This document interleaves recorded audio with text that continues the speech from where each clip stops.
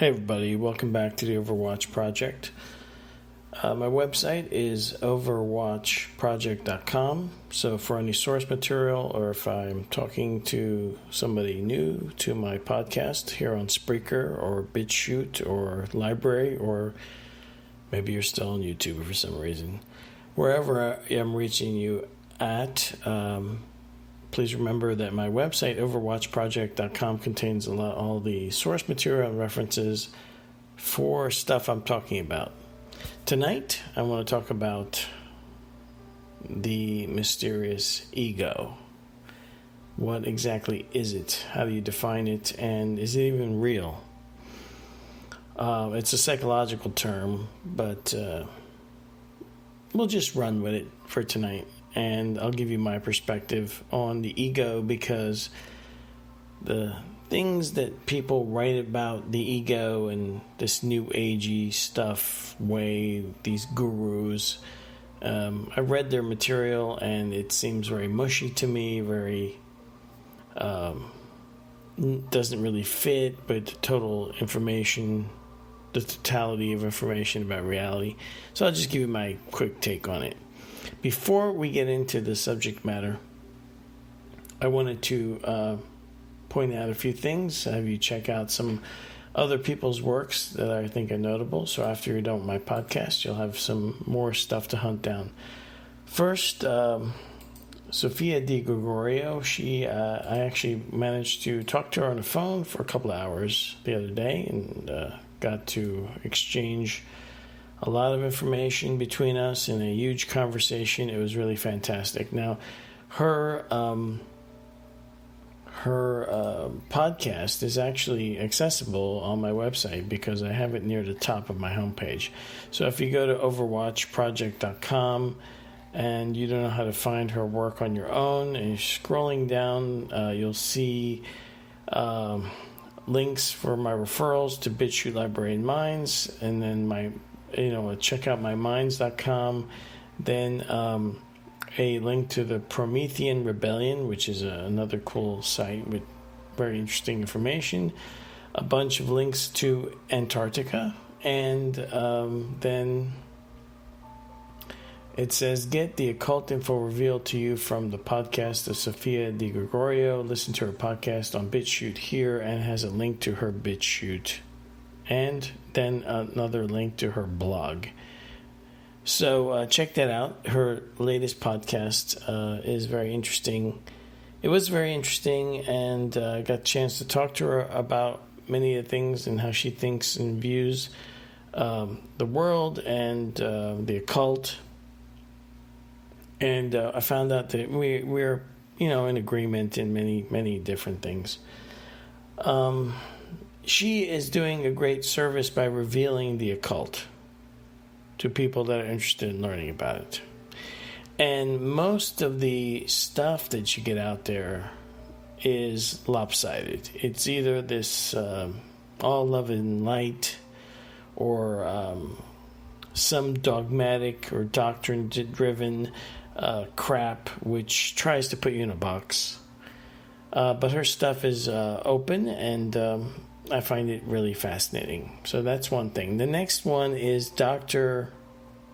Rita Louise. Now, I've never heard of Dr. Rita Louise for some reason. For some odd reason, after all these years of research, she flew under my radar. But the other day, actually, for the time that YouTube has any usability left, because mostly everybody that has anything controversial to say or any kind of free speech oriented talking about reality and looking at it in a different way is censored on YouTube for the most part. And who knows? I mean, if you really want to make sure you back up my stuff, because I may say something in this podcast right here that could get me thrown off of, who knows, YouTube, maybe even Spreaker. I don't know that much about Spreaker. I like their app. I like the way that they work. But who knows? Who knows who's next, right? So, Rita Louise, Dr. Rita Louise, she appeared in a YouTube, on one of the YouTube channels I follow, that one that's called Zohar Stargate. But if you just go on YouTube and type in Dr. Rita Louise or Dr. Rita Louise in the search box, you'll find her channels and her works. But in the one that I'm most interested in is this one that she has. She's talking about the mysteries of the ancient gods. And if you let me see if it works. If you type in Rita Louise, I'm on my computer right now, and just type in ancient gods. I wonder if that would bring it up. Ancient. Let me just try it for you so you can find it on your own.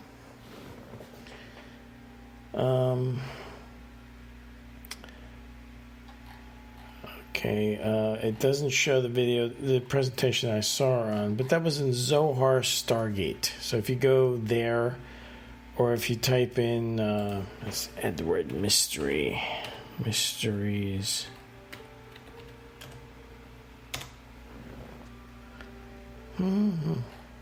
Wow. It will not bring it up in the YouTube search. Imagine that. You get a lot of her videos, but not the one I'm talking about. All right, let's try something else. Zohar Stargate.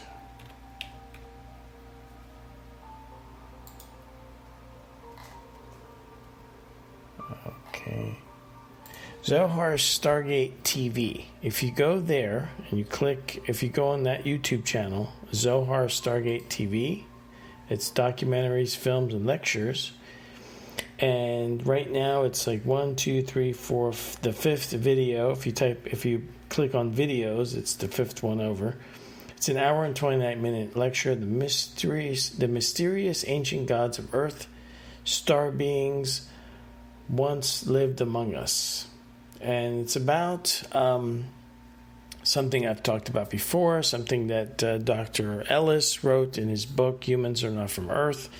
It's a really good presentation on our origins, the human being's origins. So I recommend that you go check that out because it's truly fascinating. But I subscribe to the same theory. Humans are engineered.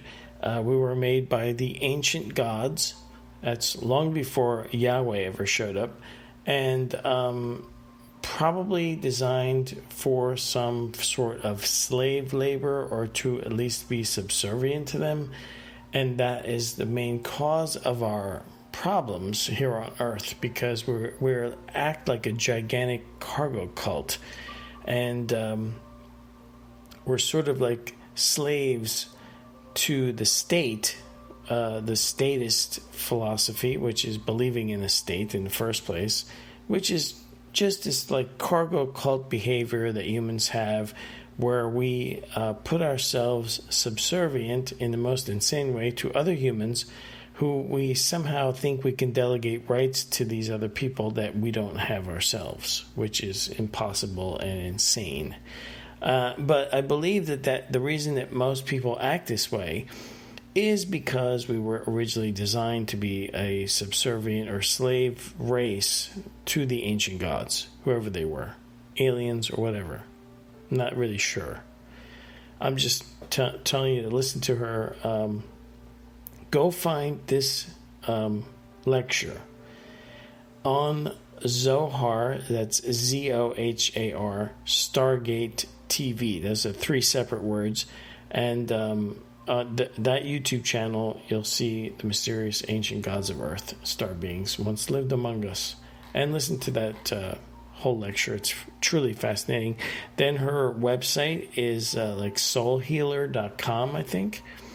Or just do a search for Dr. Rita Louise, and you'll see her website, Soul Healer. It'll be on top. Lots of fascinating information there also. Now, let's get to the subject matter. The ego. What the hell is it? I was listening to some New Age guru channel the other day, and the crap that these people peddle is absolutely unbelievable. Everything's unbalanced. It's all love and light, don't you see? And they were babbling on about some 5D awakening. Well, we're just about to be on the cusp of this grand awakening. And it's like these people have literally not been paying attention to what's going on in the world lately.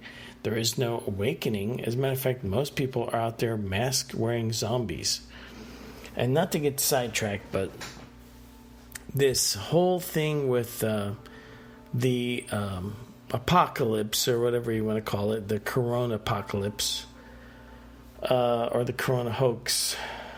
And it came to my attention the other day, the convenient thing that they picked, this cold virus, and then the fact that every year so many people die of upper respiratory and pneumonia-like symptoms, the flu-like symptoms, which happens to conveniently be the symptoms for this corona apocalypse that we have going on right now. The ridiculous don't wear masks, they don't work, and then wear masks for no apparent reason. And the zombie-like state that people are in out there when you walk around, and I can literally feel the anxiety coming off of them, the fear or whatever. They're so annoying. And like calling the police to report there's somebody out there not wearing a mask. Oh my God. It's mind-blowing how completely like Pavlov dogs people are. They don't question anything. But the whole thing with this whole thing, and if they were to just make up a disease that doesn't even exist, that actually there is nothing. I mean, even the test, they admit their testing is flawed, and they're using this weird PCR testing, which is like a DNA test, and nothing that is going on makes any sense. And yet, people walk around so subservient to authority, and this will actually cross into the whole ego discussion, as you'll see in a moment, that it's truly bizarre and amazing to watch, and tragic to watch. And if they just made it all up, you wouldn't even ever know. I mean, they have financial incentives to make people diagnosed with this thing. So doctors, of course, have a financial thing to gain by proclaiming positive, or just writing it on a piece of paper. Yeah, this is CV19, and that's what it is, and that's what they do. So really bizarre stuff. So I don't see any awakening out there.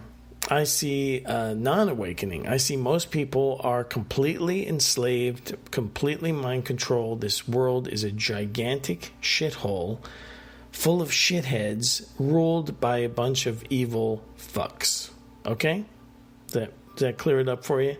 And then you go into the whole thing of trying to understand what the ego is. Now, I find a core thing embedded in all bullshit philosophies.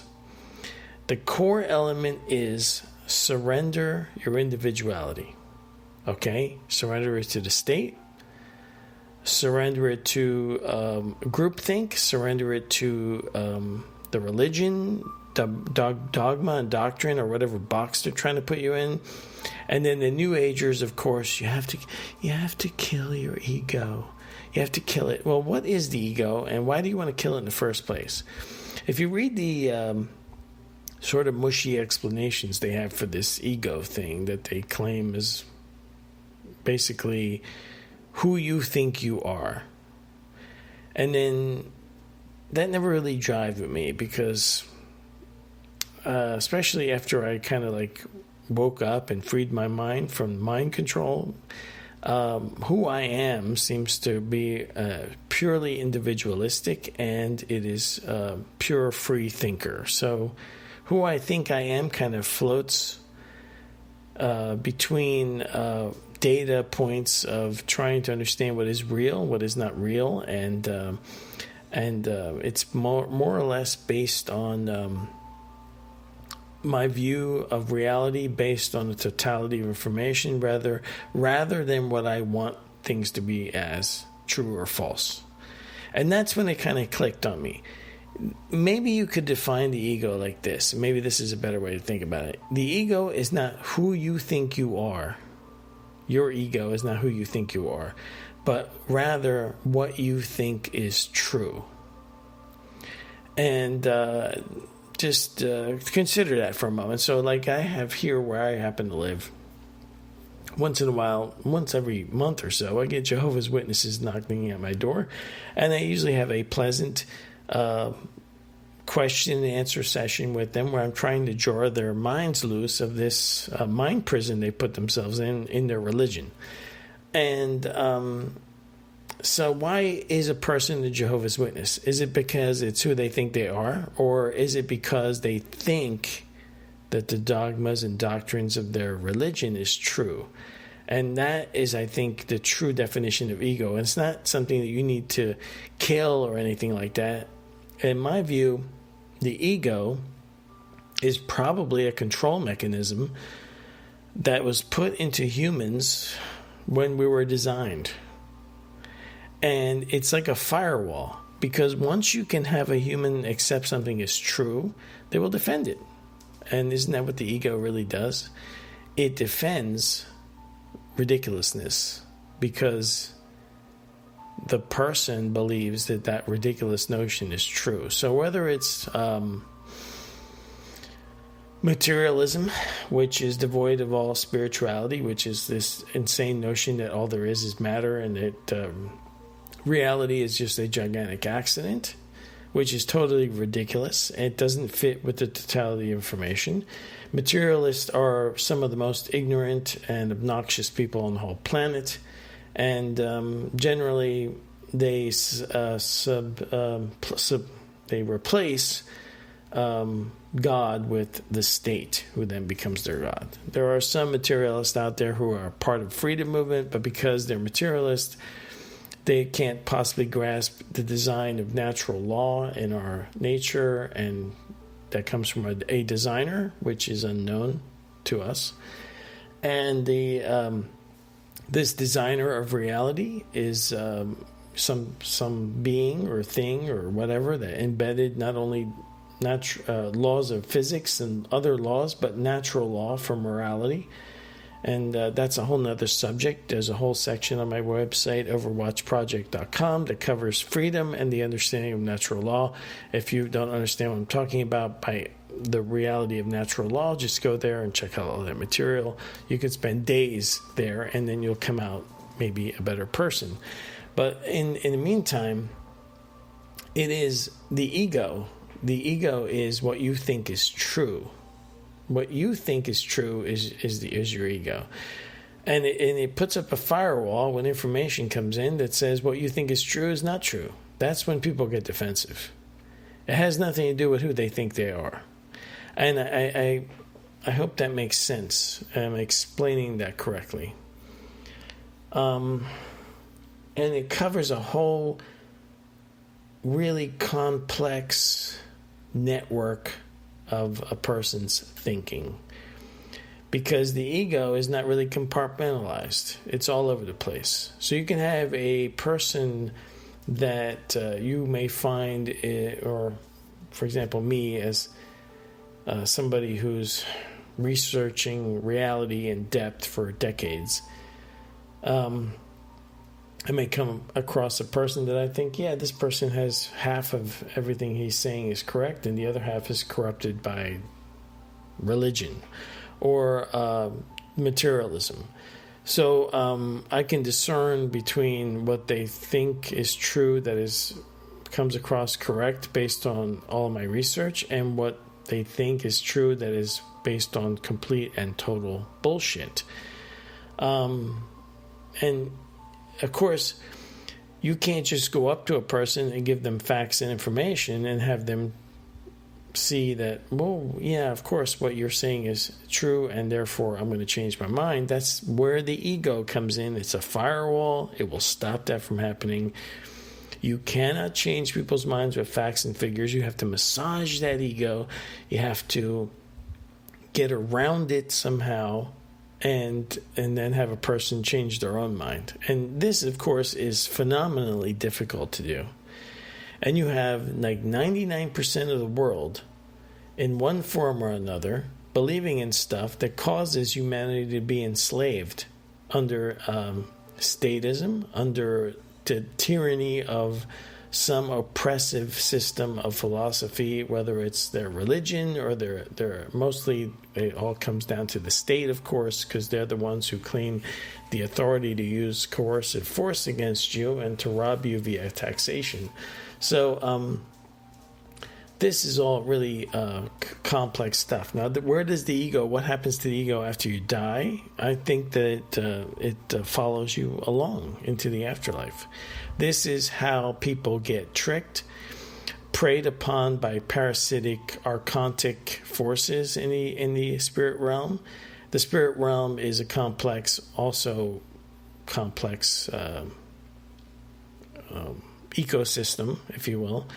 And, of course, if you die here with your ego and it follows you into the afterlife, then you will be probably setting yourself up most people will set themselves up to put themselves back in line for reincarnation right back here. And that's how Earth sort of becomes like a prison planet, because it cycles everyone back because people's egos have like this fake karma attachment to them. They have guilt, they have religion, they have garbage. Garbage in, garbage out. As long as you have garbage in, garbage out, you'll probably cycle out of here and then return right back here at some point in the future. So you'll end up in one of the astral realms in the afterlife, maybe some false heaven, or you'll be like the true naive loser if you die as a materialist, because then the parasites in the afterworld can have their real way with you because you're completely not street smart in the spirit realm. Or perhaps you're stuck in some dogmatic religion and the ego will not let you believe otherwise, and you'll be shown whatever entities want to show you. However, if you have broken free of all that, and maybe that's one way you could say you achieve ego death, is not by killing your identity, but by killing your firewall so that you're open to information. Then when you die, you're not so easily tricked. You can probably go to a higher astral area. Who knows? There's all kinds of neat stuff waiting in the afterworld. If you look at Jürgen Ziwa's work, or Cyrus Kirkpatrick, his YouTube channel, just do a search for that, Cyrus Kirkpatrick.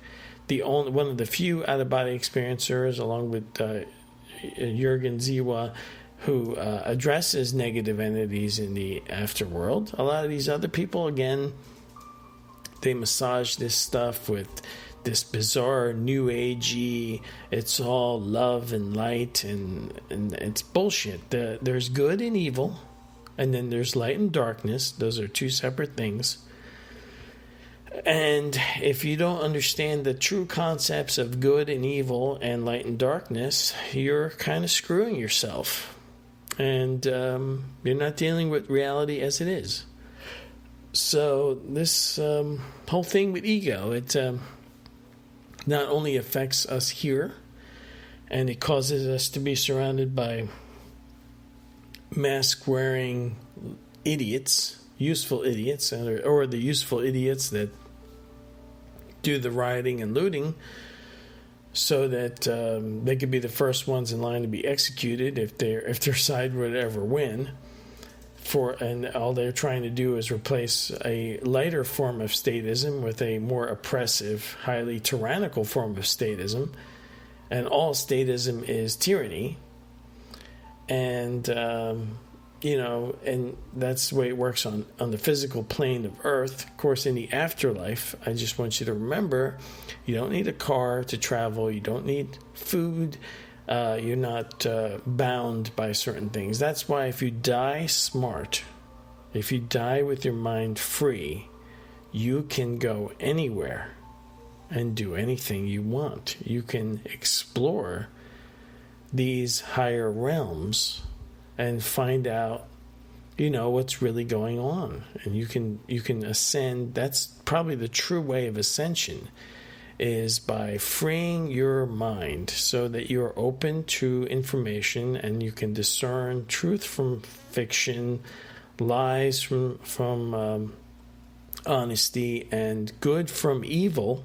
Because if you don't really understand what actual good or evil actually is, then you're mentally screwed. You're not going to get very far. So I hope that helps, and it's time for me to wrap this up for tonight. 25 minutes. Remember to check out that new podcast from Sofia Di Gregorio, and definitely find that Rita Louise's lecture there, and check out her website and books. Both those people have amazing books and amazing websites. So lots of information there. Take it all in. Help you make notes and track down what I'm talking about. I'll talk to you guys later. And for goodness sakes, get off YouTube.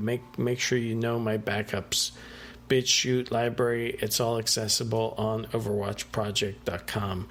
I will talk to you guys later. Thanks for tuning in. Have a good day, good night, or whenever you happen to be listening to this. Bye-bye.